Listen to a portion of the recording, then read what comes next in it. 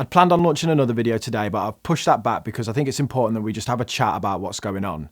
No jokes today, guys, because I don't really think it's appropriate when talking about this topic, but I still think it's important that we talk about this topic. When faced with images of people fleeing their homes, bombs going off, and just the senseless devastation that is war, then it can feel a little bit selfish to go, what about me? How is this going to impact my life? But I honestly think that's a perfectly normal and okay question to be asking yourself right now. The actions of Vladimir Putin will have far-reaching consequences for the majority of the global population. And today, I'm going to try and explain what those might look like from the perspective of an investor, which most of us are. I'm not going to comment too much on the situation in Ukraine or the motives of Putin for doing this. This isn't a war channel. I think there are much better creators that are a lot more qualified to have that conversation, and I've linked a couple of them below for you. But this channel does talk about money, and I know there's going to be a lot of people sat at home worrying about that at the minute.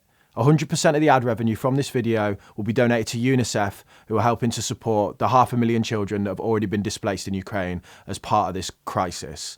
Globalization has made us more vulnerable. It creates a world without borders and makes us painfully aware of the limitations of our present instruments and of the politics to meet its challenges.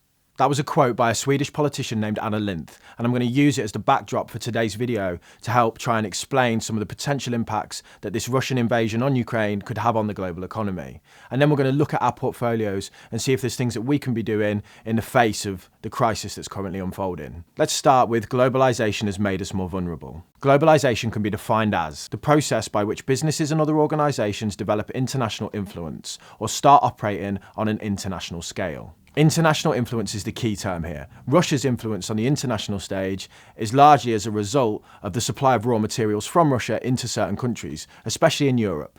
1/3 of all of Europe's energy needs from oil and gas are supplied by Russia. Germany, 50% of all the gas used in Germany comes from Russia. And in certain eastern countries, they're 100% dependent on Russia for the gas supply. The price of next day delivery British gas has jumped 53% on concerns over the reliability of that gas supply. There is a concern that in retaliation for sanctions placed against Russia by the West in order to deter Putin from invading Ukraine, that he might actually just turn off the gas supply to Europe. Now, The Economist looked at this topic and cited the work of Thane Gustafsson, who pointed to a fact in his book that even at the height of the Cold War, the Soviet Union did not shut off gas supplies to Europe. But it could be completely different this time. Putin seems hell-bent on getting what he wants, happy to cut off his nose to spite his face. It looks like he's invaded Ukraine without even the support of his own people. The concern for us as investors is if energy prices rise, that worsens the effect of inflation, meaning all the cost of living issues we've been experiencing continue to get worse. Now, the UK is not as reliant on Russian gas as some of our European neighbours, but that doesn't mean the problem wouldn't affect us. Rising costs for European nations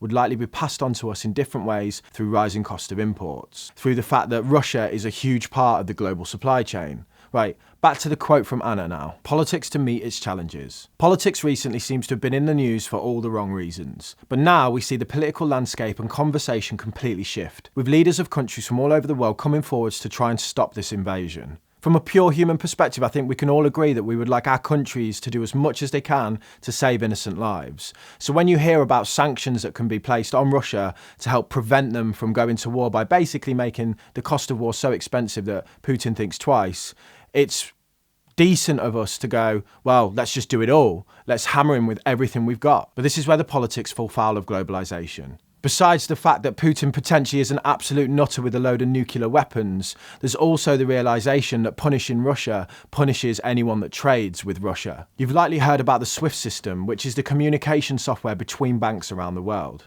Pulling the plug on SWIFT in Russia would be like deleting the Russian banks out of the group WhatsApp chat for all of the banks around the world. Now that would put serious pressure on Putin because it would seriously impact those banks and their ability to do business. But it's also going to hurt a lot of the European banks that have lent money into Russia who now can't collect payments because there's no way of communicating with those banks. Now, SWIFT is also a way that countries pay for and receive payment for imports and exports.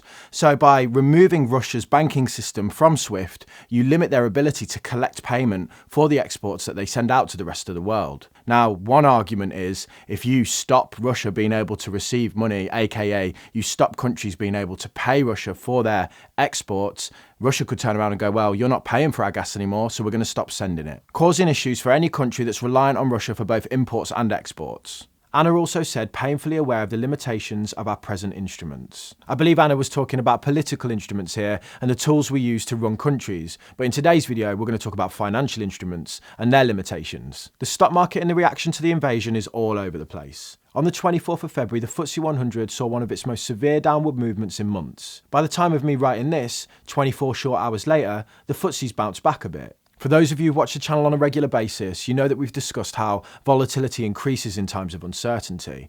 We were already seeing that this year before this happened, and there's nothing more uncertain than times of potential war. And the market reaction seems to reflect that. Never has it been more important to keep calm in the face of uncertainty. We'll explore the data in a second, but just understand that a lot of these downward movements, these jerky reactions in the stock market, are just people overreacting to news and trying to guess what's going to happen. The pricing of the stock market is not perfect, and you need to be painfully aware of the limitations of our present instruments. In this case, financial instruments like stocks and shares, and the limitation is the fact that the price is often dictated in the short term by human emotion, and the leading emotion right now is fear. I want to finish off what is a short video by just exploring some suggestions as to what we can be doing right now as investors, and also to provide some reassurance that everything is going to be okay. The image on screen, produced by Personal Finance Club and taken from an Instagram story put up by Briscoe the other day, both linked below for you, shows the stock market returns in the 10 years following a conflict that involved America.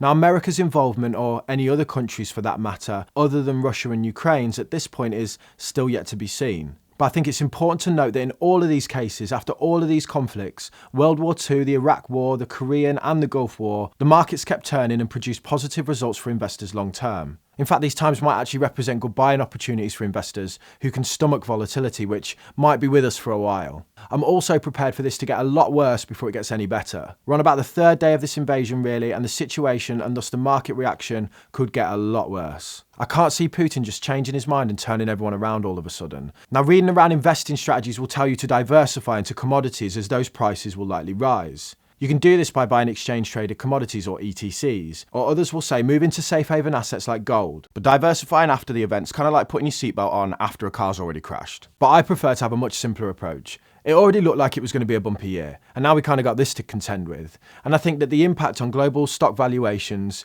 could last for a while, mainly with increased pressure from inflation as a result of Russia being such an important place for raw materials for the whole world. But we have to believe that at some point in the future, this will be nothing more than a point in history to reflect back on, that the world will continue to turn, that businesses will continue to sell their goods and services, and that the stock market will continue to be a great place for people to invest long term, like it has been for the last 100 years. This won't be the last thing that comes along that impacts the global economy and throws doubt over everyone's portfolio and hopes of investing. I think now, more than ever, it's never been more important to just remain calm. Don't get drawn into the minute-by-minute panic pushed upon us by the investing media. And tune out the performance of your portfolios for a little while. Just stop checking the apps if they're making you doubt yourself and your strategy. You are doing the right thing. Thanks for watching, guys.